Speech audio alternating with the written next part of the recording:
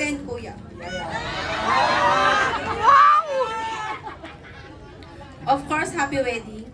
Super. Ayun lang yun.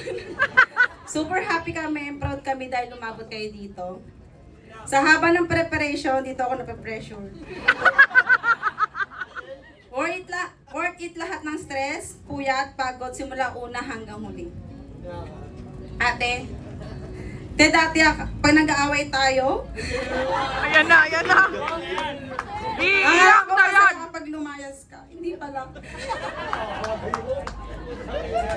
Kasi iba pa rin kapag may ate kang kasama, kakampi mo sa toong buhay.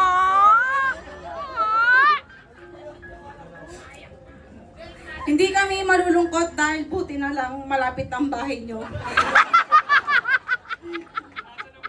Anytime pwede kami pumunta. Ubusin namin ang grocery nyo. At magnenenok ng mga OOTD mo.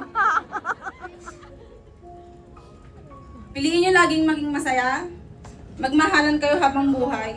Sana malasing nyo kami. Yun lang.